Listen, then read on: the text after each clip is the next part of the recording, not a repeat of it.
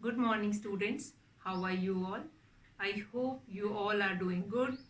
Children, as you all are aware that we were doing chapter 4 heat and the basic concept as well as we have finished with clinical and laboratory thermometer. Even more, we have done how the heat transfer uh, between the object or from one object to other object.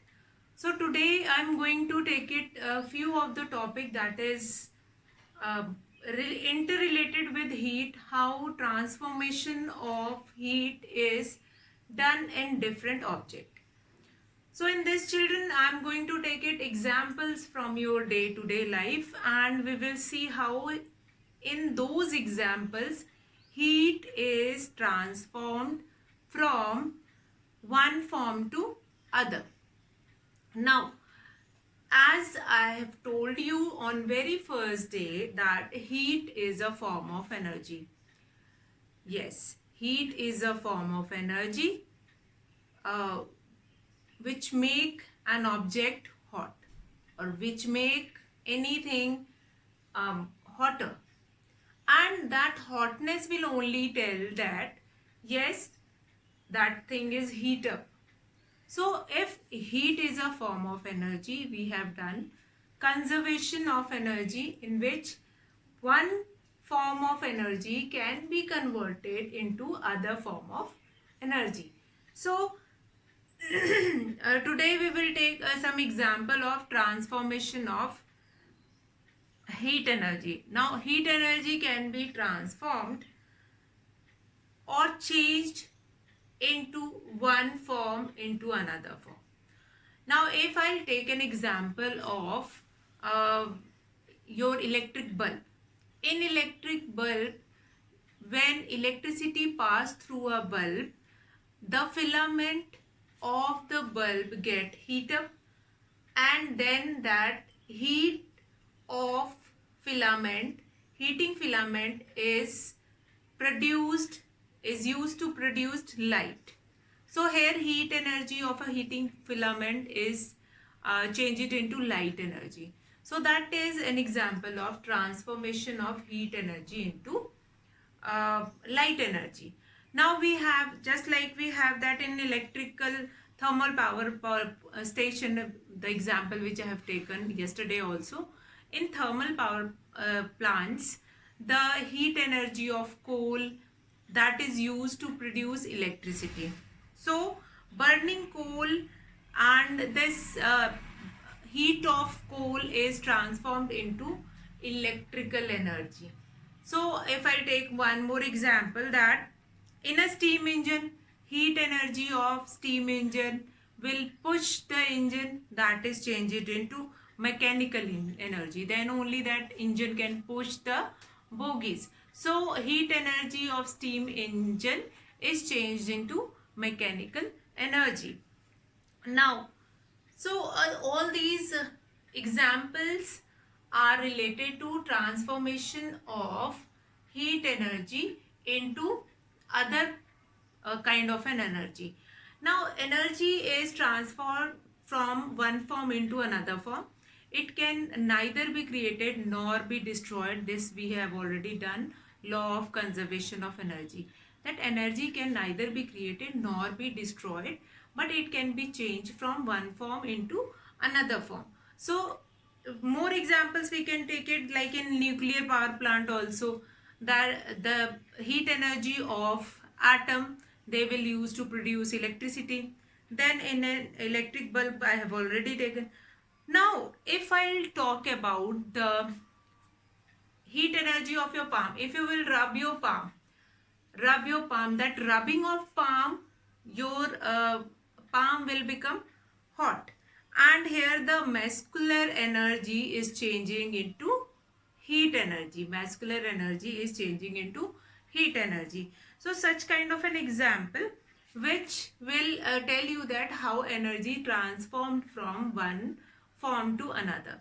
Now, so now we'll see, we'll do warm up, we'll do what all we have done in this chapter. one by one, concept by concept. First of all, heat is a form of energy, and how does energy transform from one form to another form? Many examples we have taken. Now, whether the thing is hot or cold, how do you know? So the reliable way to measure its temperature. So for measuring temperature, we required a device which is known as thermometer. Thermometer. Thermometer is used to measure temperature,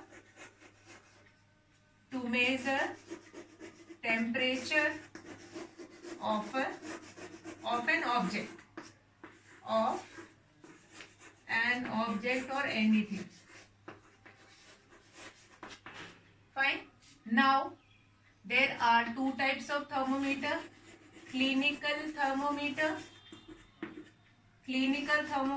and laboratory thermometer. There are two types of thermometer: clinical thermometer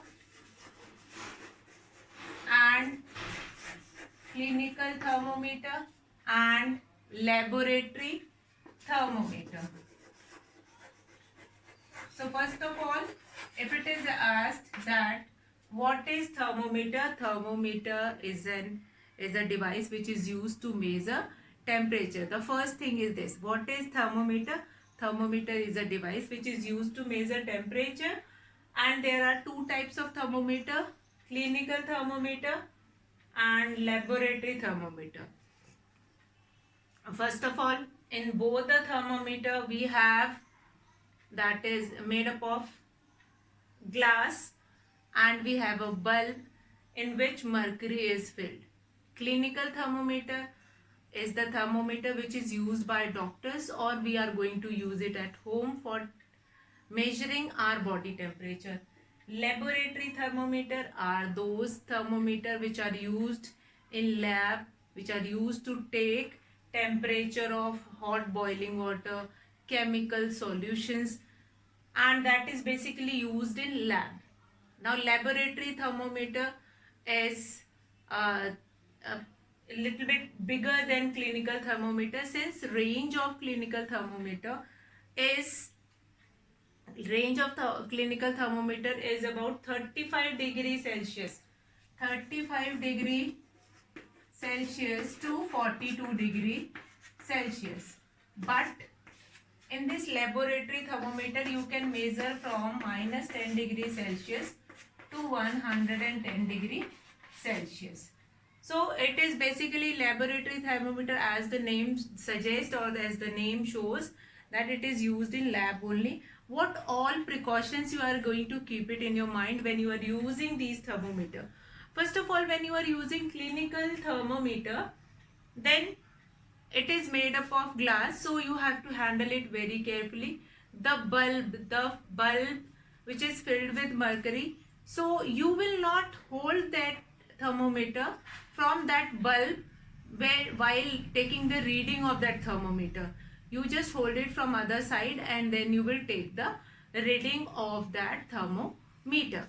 Now this is your clinical thermometer, and while taking temperature, you just clean before taking temperature and clean it after taking temperature. So these are the, if you won't be able to see the mercury inside that clinical thermometer, you can tilt a little bit and then you can see that temperature. But what all precaution? Laboratory thermometer, cleaning is important. You will clean it before and after. After that, you will not tilt that thermometer as we were tilting in clinical thermometer. In laboratory thermometer, you hold it upright, vertically. Fine, straight you will keep it, and then you can measure the temperature. So that is your laboratory thermometer. So these are such precautions which you will keep it in your mind while using both of these thermometer. Now that is the second topic which we have done, that is clinical and laboratory thermometer. Now we'll come to the next topic, that is, after this Now the normal body temperature, we'll talk about the normal body temperature also. The normal body temperature is 37 degrees Celsius, and if you have to find it in degree Fahrenheit, then that is 98.6. Now after that we will be having very important topic here, that is transfer of heat. Now right now I have told you how the heat transformation is done in different objects. Like when you will put your switch of your iron in electric socket, the heat energy of um, that iron is used to remove the crush of to make your clothes straighten. So now transfer of heat, how this transfer of heat happens in different object. Now laboratory thermometer I have told you should be kept upright and all the precautions. Now transfer of heat we will do it, and then today we are going to start exercise of this chapter. Now transfer of heat.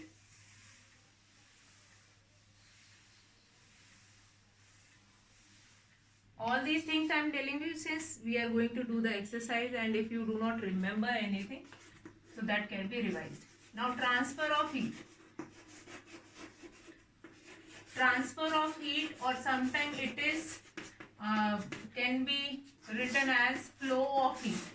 How heat flows from one object to another. Now there are three methods. First is conduction. Three methods of transfer of heat: conduction, convection, and radiation. Number 3, radiation. Now quite easy is this radiation. In radiation we do not require any medium. Radiation, like sun is shining in the sky. Sun is shining in the sky, and from that sun rays reaches on land directly. So it does not require any medium. So radiation does not require any medium. Rest too, they require some medium to flow. Now we'll talk about conduction. Conduction, you can see if you will take a hot cup of tea and keep a spoon inside it and leave it. After some time you will find it out that that spoon also become hot. So why it is happen so? Since the heat of that hot cup will transfer. Heat of this hot cup. Heat of this hot cup transfer into this spoon. In this spoon, this heat of hotness of, or the heat of this hot tea is transferred through this metal spoon. If you will put it inside it any plastic spoon, then heat will not transfer. So what we have seen for conduction, for transferring of heat through conduction. Conduction is a process by which heat is transferred from one end of a metal or one end of a object to the other end of an object. So conduction is a process by which heat transferred. Now in conduction, two things are important. What are the two things? That is conductor and insulator. Two things which are important: conductor and insulator. Now there are few things which conduct heat, which allows heat to pass through them. There are some object which allows the heat to pass through them. They comes in the category of conductor, but there are some object which does not allow the heat to pass through them. They comes in the category of insulator. So conduction is a process through which heat flows from one end of an object to other end of an object. And in this conduction category only we have two type of object. Object is divided into two types of category, that is conductor or insulator. Conductor are the object which allows the heat to pass through them. allows heat to pass through them, and that is same with electricity also. If conductor if there is any metal which is conductor which allows the heat to pass through them, that particular object will allows the electricity also to pass through them.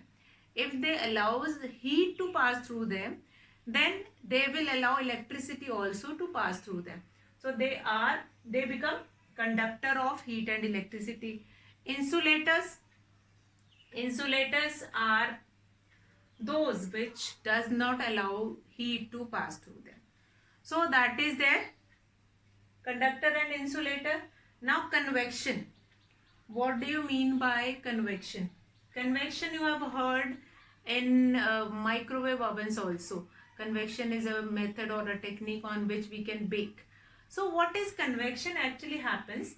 Convection, when you can see in your surrounding, in your environment also, when you will put a tumbler or a utensil which is filled with water, and on that particular part, if on that particular part, if you will keep this utensil on flame, this utensil you will keep it on flame, fine. Once this part of water, if this much part of water will become hot, it will displace its place. Displace its place means that in a utensil, when this point, if this point, that this part of utensil will become hot, the water started raising up, and the cold water of these sides come and take this place, fine. Hot water raises up,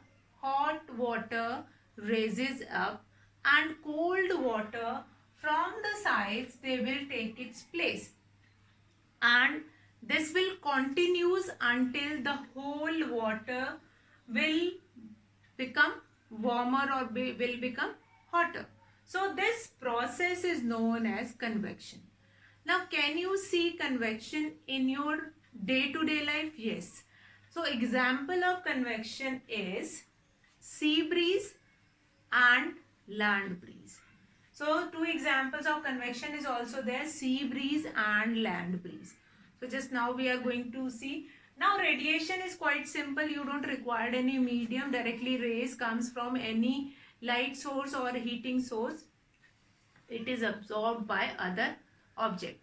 So radiation is quite simple. In radiation you don't require to move into it quite inside. So in convection now one part which is very important, that is sea breeze and land breeze. Now what do you mean by sea breeze? Now both of these, sea breeze and land breeze, comes in the category of convection only, since they are following the methods of convection only. Sea breeze and land breeze. Sea breeze and land breeze. Sea breeze and land breeze. Now what happens here in sea breeze? Sea breeze happens at the time of, what time it will happen? So sea breeze will see at what time it will happen. See, at the daytime, sea breeze happen. What you have to remember in this sea breeze, that sea breeze happens at the daytime and land breeze happens at the night. Sea breeze happens at the daytime and land breeze happen at night. Now exactly what happens in the daytime? Sea breeze. In sea breeze, I can draw a picture and then I'll make you understand. So what will happen here? Convection we were doing. Radiation, you don't have to think about it more. Radiation is only responsible when you are wearing a cotton cloth in summers and woolen clothes in winter. So that is an example of your transfer of heat only that by radiation, if radiation doesn't pass through it, and that will become hotter. Now sea breeze. Sea breeze happen at the daytime. Sea breeze happen at the daytime. So at the daytime, what happens? If I take this as a sea and this as a land.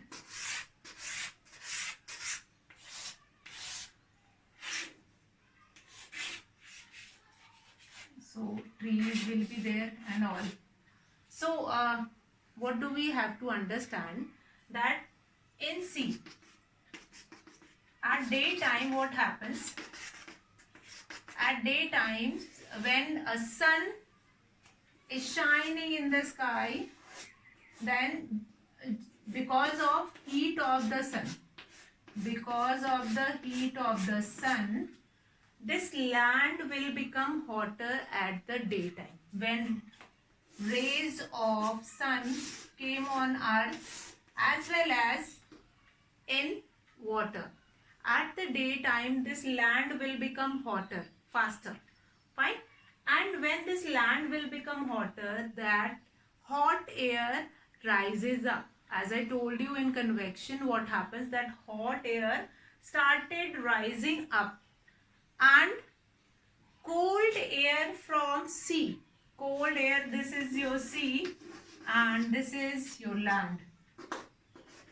So hot air rises up from land, and cold air from sea. Cold air from sea, it will start taking place of that hot air, which is rising up. Hot air rises up and cold air from sea. Since at the daytime, water will not become hotter as faster as the land is. But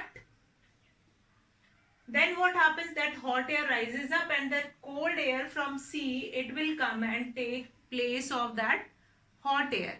And then at the daytime, the houses which are built on sea shore, they bring air, and they have large windows to get those air, those who are living on seashore. And these, why it is so that at that time cold air which is moving from sea to land, they are in hurry to take place of that hot air, and that hot air is filled with that cold air. But at the night, so that's why it is known as sea breeze. Since breeze means air which contains smoothness, and this breeze, that mild air which is coming, that breeze is coming from sea. That's why it is known as sea breeze, and it happens at daytime. It happens at daytime. At what time it happens? It happens at daytime. Now children, what is there next? Next is that at daytime this cold air from sea take the place of hot air on land, and this hot air rises up, and it is known as sea breeze. Whereas at night what happens? That is opposite of this. Since at night the water which is there in sea, it is already hotter, and now hot air rising from sea. Hot air rising from sea. Now at night time what happens? Now at night this sea breeze will become land breeze. So again at night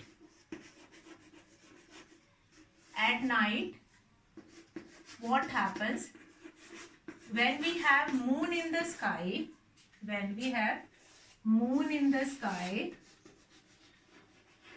and that moon is not giving hotter rays to make the land warm, so at that time land will become cooler. and land will become cooler, and the water which is inside the sea, which is whole day it has taken to become hotter, that hot air now it raises from sea. Hot air will raise from sea, and cold air from land, cold air from land, it will rush towards sea to take its place. That's why lot of humidity, those who are living in sea areas, they will be feeling lot of humidity at night. Since that cold air of land, it will rush towards the sea to take the place of this hot air. And that is known as land breeze. Now this time land, the breeze is moving from land to sea. Land to sea, that's why it is known as land breeze. And it happens at night. Fine. Sea breeze, it happens in daytime when sun is shining in the sky and make the land warmer. But at night, when whole day this water took whole day time sorry, whole day this water took whole day time to become hotter, then at night this hot water, hot air which is trapped inside the water, it will started raising up, and the cold air of land, it will rush towards the hotter air to take its place, and this is known as land breeze. It happens at night, and in this cooler air or cold air from land, it will rush towards the sea. That's why we feel humidity at the night. The one who is living in the areas in seashore, they will feel this. Now land breeze, we will get land breeze at night and sea breeze in the daytime. Now children will come to next, that is last topic, kinds of clothes we wear in summer and winter. What kind of a cloth? Again, that is related to transfer of heat and what radiations absorbed by dark color clothes or light color clothes. That is the only thing which help us to find it out, that whether or which kind of a cloth we will wear in summers or winters. Now about summers. We have hot temperature, and at that time we have to wear woolen, we have to wear cotton clothes which is breathable, through which air can pass, and they will make us feel comfortable. But at the on the other side, when you have winter season we are supposed to wear woolen clothes, since woolen clothes does not allow the air to pass through them and make our body warmer, and many layers of cloth can be worn at the time of winters, since they does not allow the heat energy of our body to pass through it, and it will keep us warmer in winters. So woolen clothes keep us warmer in winter and does not allow the heat of our body to pass through that cloth. But on the other hand, we will wear cotton clothes and light color clothes, since light color doesn't absorb heat energy of sun or light, heat energy from other object, since dark color absorb light. So it is always mentioned that in winters you wear woolen clothes, and since dark color clothes also mention in winters, so that absorbs heat. So that is last topic of your chapter. Now children, tomorrow we will start with a book exercise, your NCERT book exercise, and along with the book exercise we will discuss all these topics, as well as we'll do question answers, and these question answer whole exercises you are supposed to do it in your copy. So tomorrow when you will watch the video, be ready with your book and notebook to do the exercise. So that's all for today, children. Have a good day.